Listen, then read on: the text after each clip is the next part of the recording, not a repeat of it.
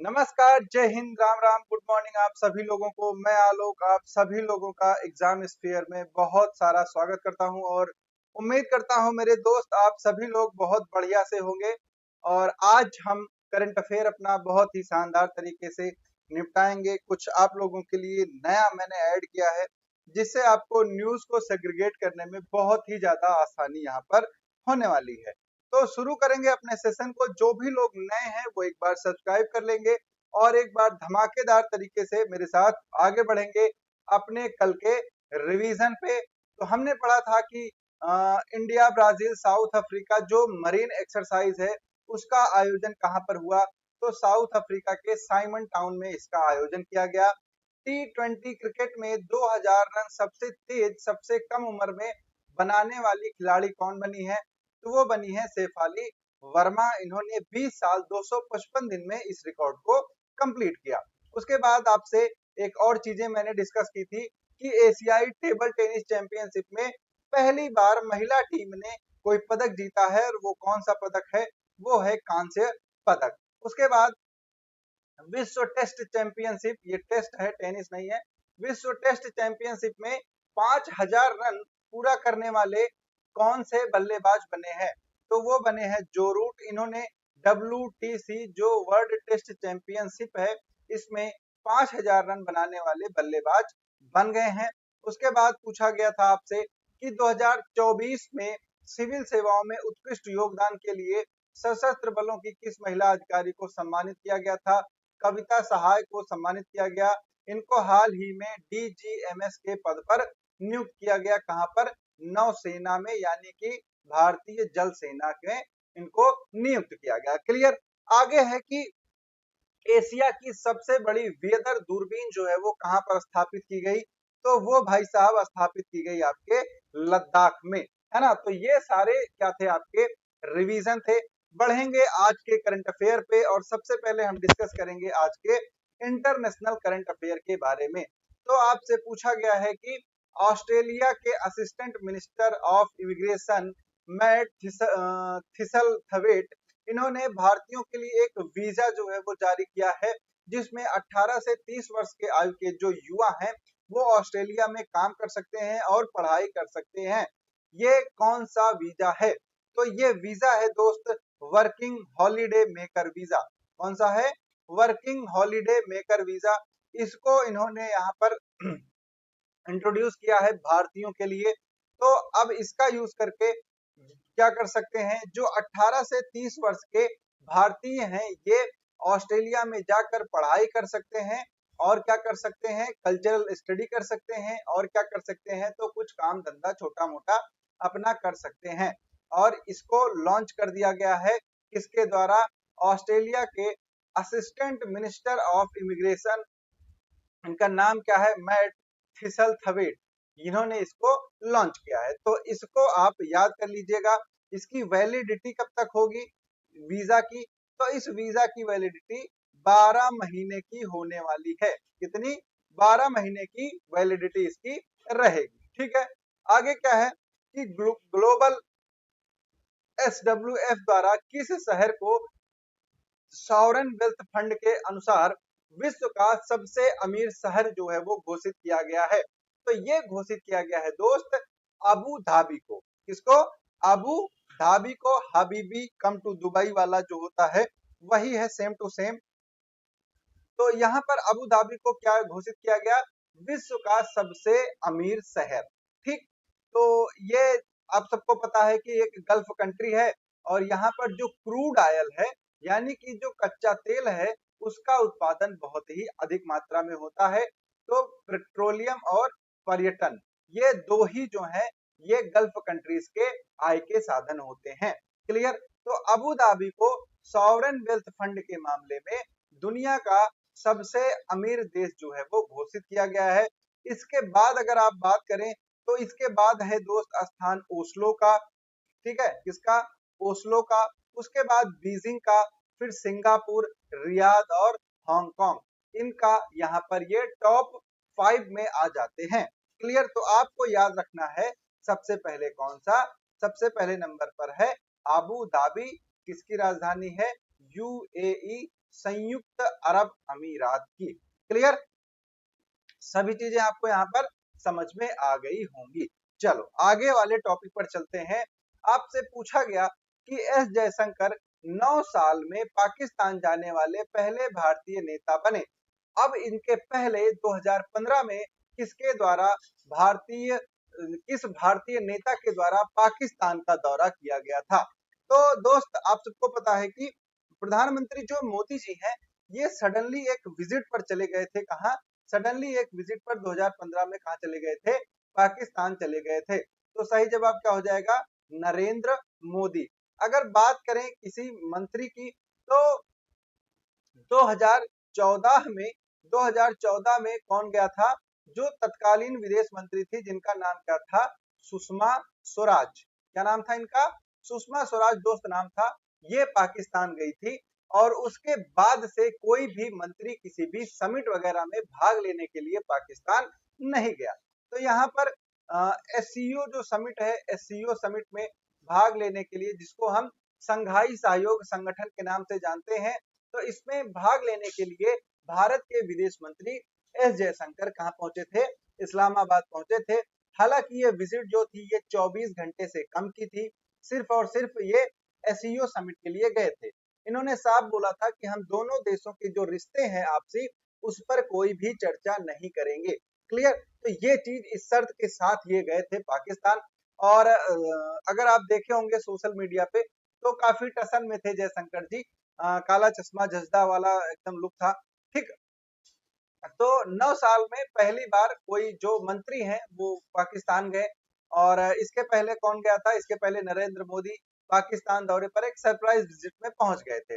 अगर आप बात करें एससीओ की, तो एससीओ क्या है? संघाई सहयोग संगठन है। और संघाई सहयोग संगठन जो बनाया गया, ये रूस के द्वारा बनाया गया था।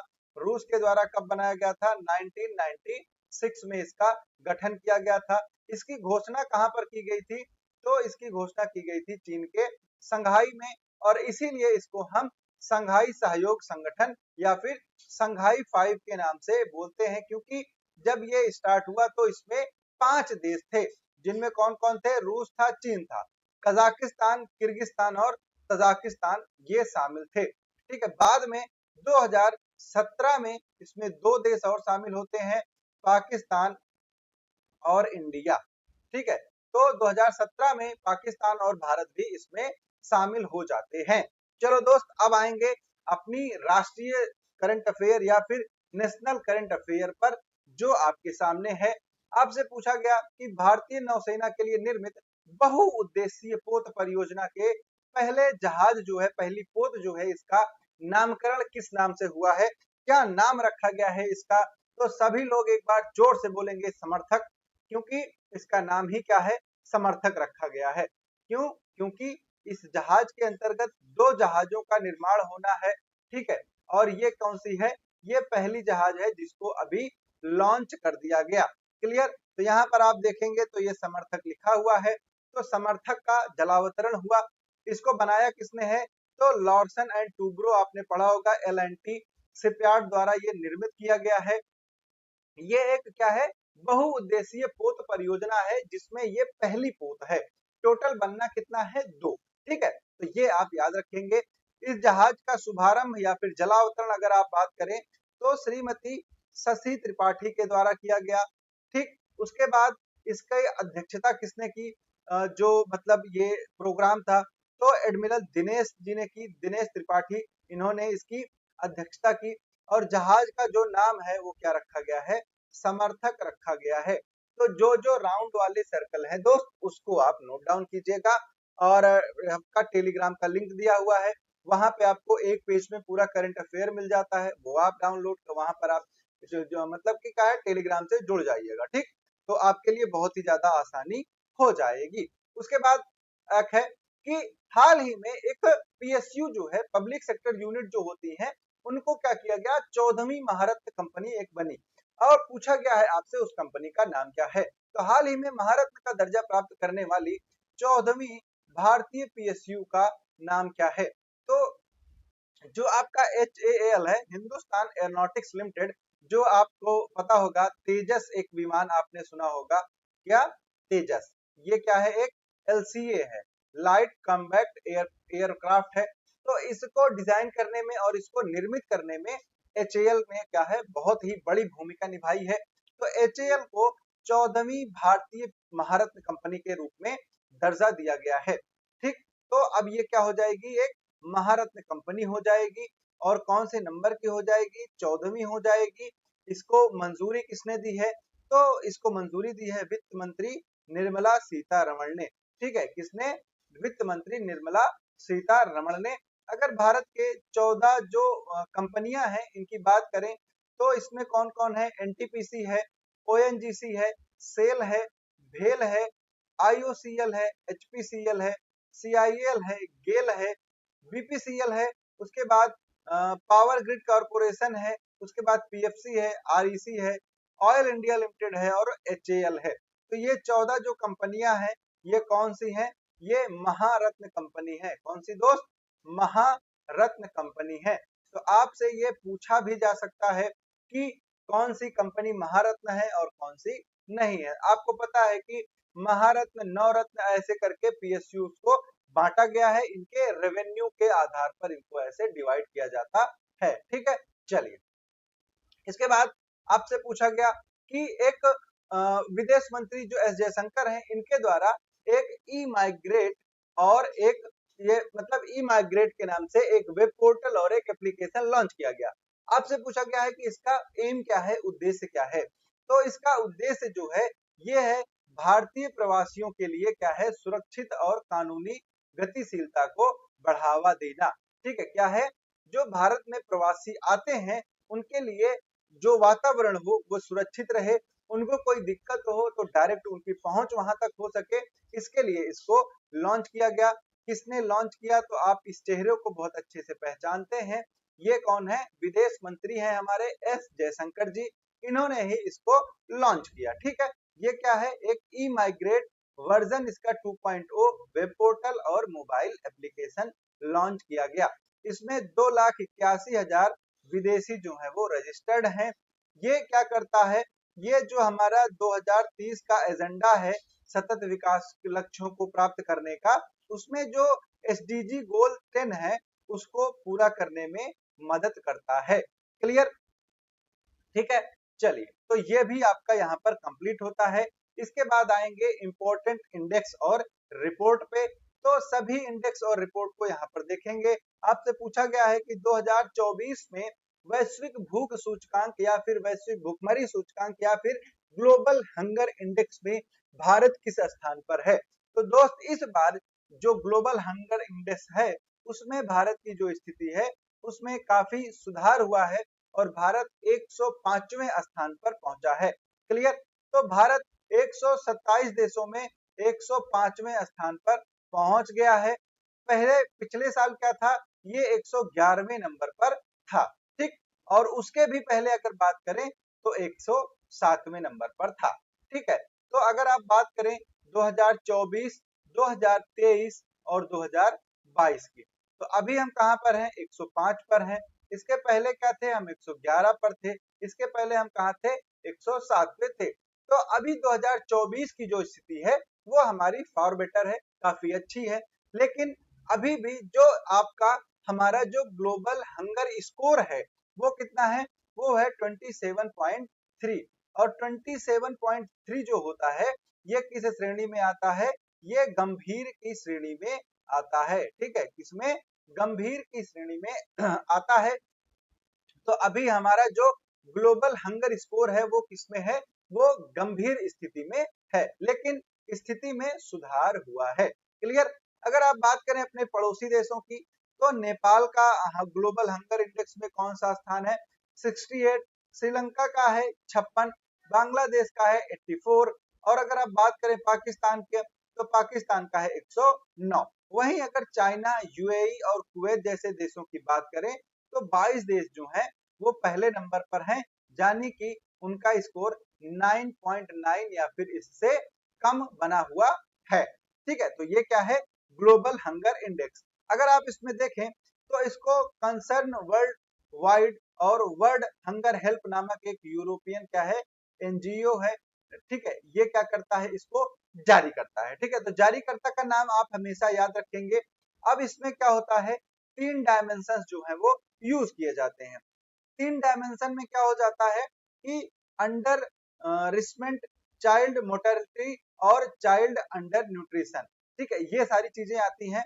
और जब चाइल्ड अंडर न्यूट्रिशन की बात करते हैं तो इसमें चाइल्ड वेस्टिंग और चाइल्ड स्टंटिंग की बात की जाती है। देखिए, चाइल्ड वेस्टिंग क्या होता है, जब उम्र के आधार पर भार नहीं बढ़ता है, वजन जो बच्चे का नहीं बढ़ता है, तो उसको हम क्या बोल देते हैं, चाइल्ड वेस्टिंग बोल देते हैं।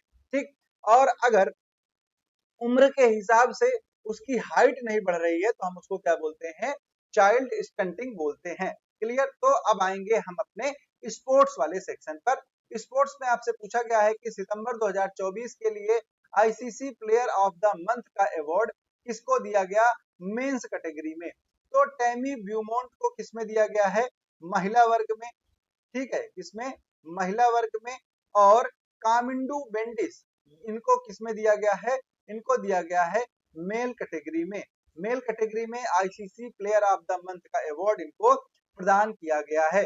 तो ये ऐसे खिलाड़ी बने हैं क्रिकेट इतिहास के जिन्होंने अपने टेस्ट कैरियर के पहले 8 मैचों में प्रत्येक में अर्धशतक जो है वो लगाया है। और टैमी ब्यूमोंट कहाँ की है, इंग्लैंड की महिला प्लेयर है। इनको इस बार का women's player of the month का अवार्ड दिया गया है। आपको सिर्फ नाम याद रखना है। उसके बाद संघाई मास्टर फाइनल 2024 में नोवाक जोकोविच को हराकर किसने अपना खिताब जीता है। तो वो दोस्त जीता है जैनिक सिनर ने। किसने जीता दोस्त, जैनिक सिनर ने। इन्होंने लगातार तीसरी बार किसको हरा दिया, इन्होंने लगातार तीसरी बार नोवाक जोकोविच को हरा दिया। सबसे ज्यादा ग्रैंड स्लैम जीतने वाले कौन है, नोवाक जोकोविच हैं। इन्होंने 24 ग्रैंड स्लैम्स जीते हैं। क्लियर। तो जैनिक सिनर ने संघाई मास्टर्स के फाइनल में नोवाक जोकोविच को हराया और अपना खिताब जीता। एंडी मरे के बाद एक कैलेंडर मतलब एक साल के अंदर अंदर सबसे ज्यादा खिताब जीतने वाले अब ये खिलाड़ी बन गए हैं। 2016 में ऐसा किया था किसने, एंडी मरे ने। अब जैनिक सिनर जो है वो ऐसे खिलाड़ी बन गए हैं कि जो एक कैलेंडर ईयर में 7 खिताब जीत चुके हैं। ठीक, और जोकोविच को लगातार तीसरी बार इन्होंने हराया है। ठीक है, तो ये सब चीजें आप याद कर लेंगे। एक और है कि जैनिक सिनर जो है संघाई मास्टर्स का खिताब जीतने वाले सबसे कम उम्र के खिलाड़ी भी बन चुके हैं। क्लियर।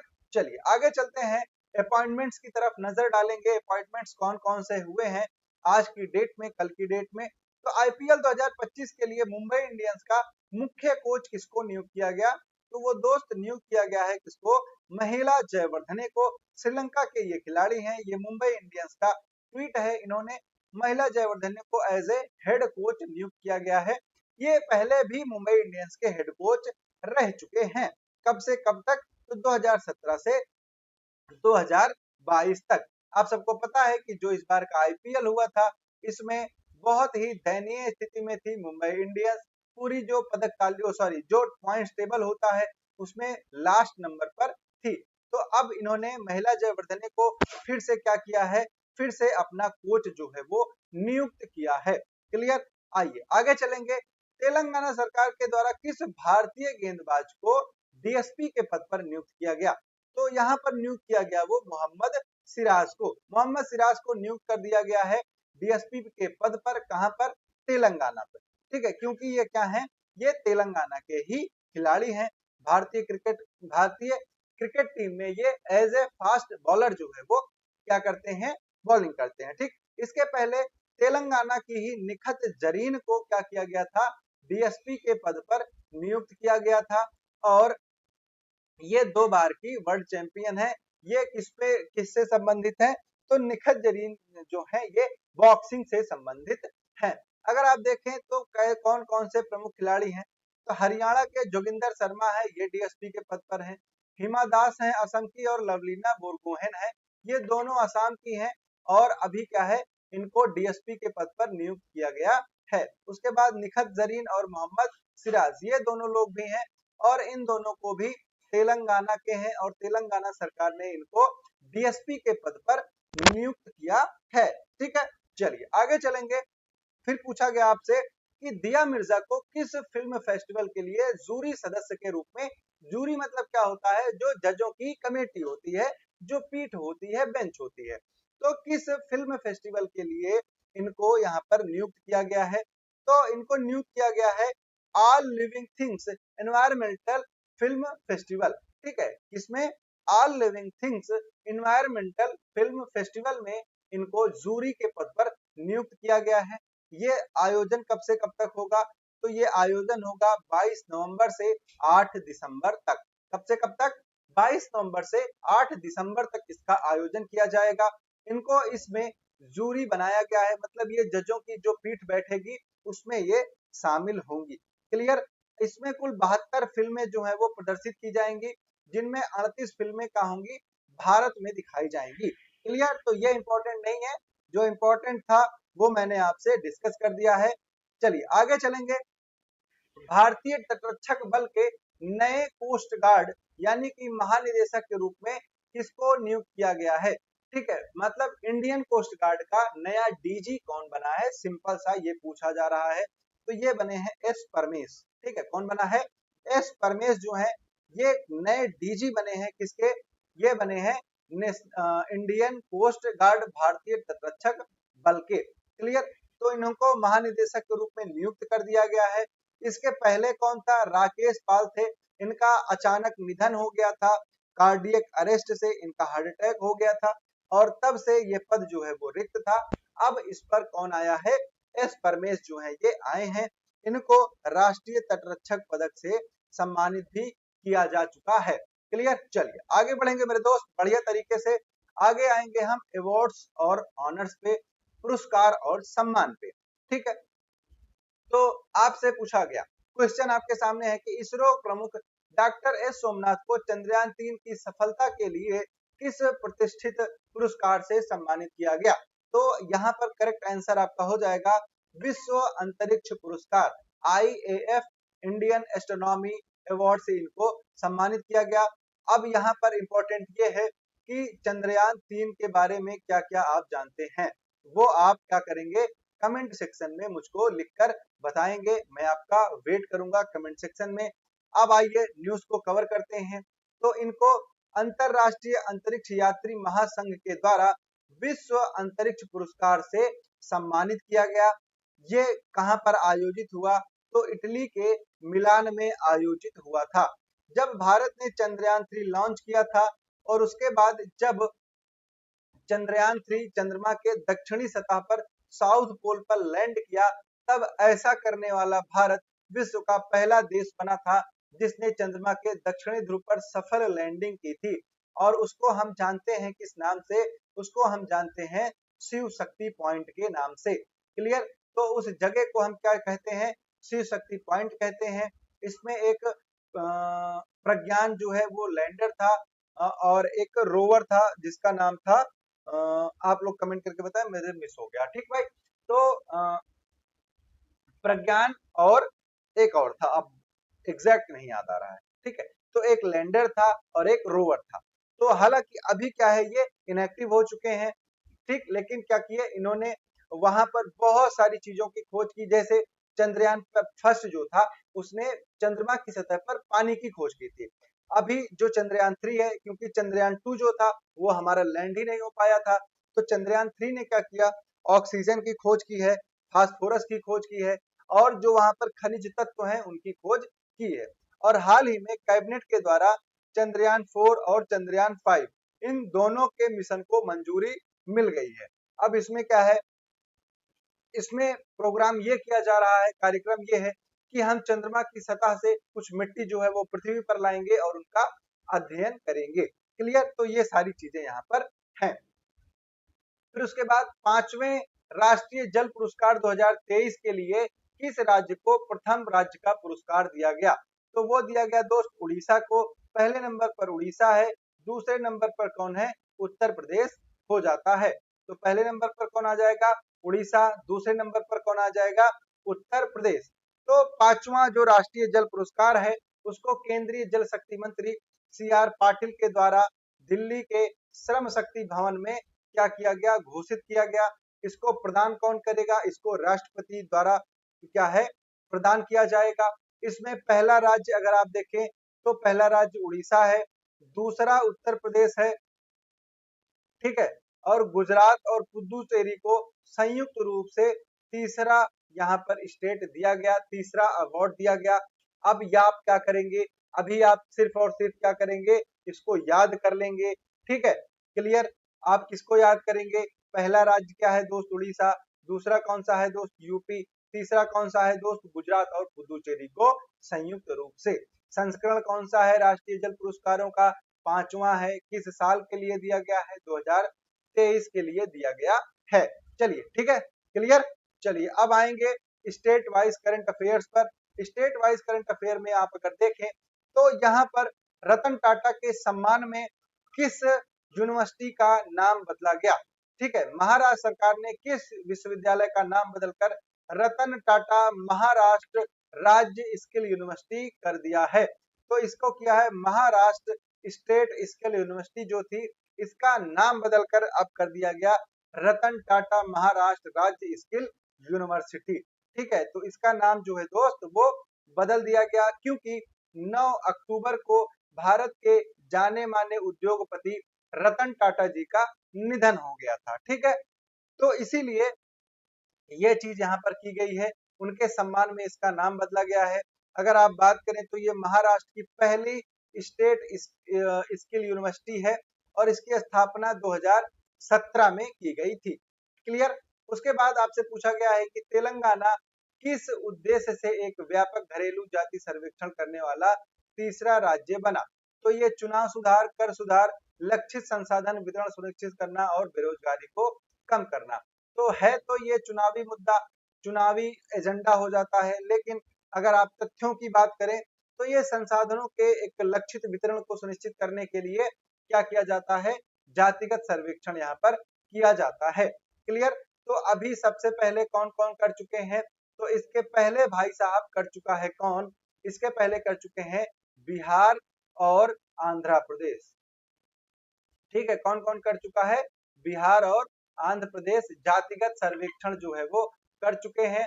अब तीसरा राज्य कौन बन गया, तीसरा राज्य बन गया तेलंगाना, जो क्या करेगा, जातिगत जनगणना एक तरह से करेगा। इसमें क्या होता है, इसमें जातियों की गणना की जाती है, जैसे एससी, एसटी, ओबीसी, ईडब्ल्यूएस, इन सबको यहाँ पर क्या हो जाएगा, काउंट किया जाएगा। उसके बाद जो सुविधाएं हैं उनको आवंटित करने में मदद मिलेगी, ठीक है। अब आइए आएंगे दोस्त अपने बढ़िया वाले सेक्शन पर, स्टैटिक जीके पर। इसमें आपको मैं बताऊंगा विश्व की महत्वपूर्ण सीमाएं और उनकी रेखाएं। तो आप लोगों ने बहुत बार आप क्वेश्चंस मिले होंगे आपको कि फला समानांतर रेखा कहां कहां पर स्थित है या फिर किसको किसको अलग कर देती है। तो यहाँ पर अगर आप देखें 70वीं समानांतर रेखा उत्तरी वियतनाम और दक्षिणी वियतनाम को अलग करती है। 20वीं समानांतर रेखा सूडान और लीबिया को अलग करती है। 31वीं समानांतर रेखा इराक और ईरान को अलग करती है। 35वीं समानांतर रेखा अमेरिका और जॉर्जिया के बीच में स्थित है, ठीक है, किसके किसके बीच में, अमेरिका और जॉर्जिया के बीच में। 36वीं समानांतर रेखा है मिसौरी और आर्कासस के बीच में। 38वीं है उत्तर कोरिया और दक्षिण कोरिया के बीच में। 40वीं समानांतर रेखा है नेब्रास्का और कंसास के बीच में। 41वीं समानांतर रेखा कोलोराडो और नेब्रास्का के बीच में है। 42वीं की बात करें तो न्यूयॉर्क और पेंसिल्वेनिया के बीच में ये समानांतर रेखाएं स्थित हैं। और यहाँ पर आपका करंट अफेयर दोस्त समाप्त हो जाता है। और अगर आपका कोई क्वेश्चन है, कोई क्वेरी है, तो आप कमेंट सेक्शन में उसको ड्रॉप कर सकते हैं, उसको रिजॉल्व करने की पूरी पूरी कोशिश की जाएगी।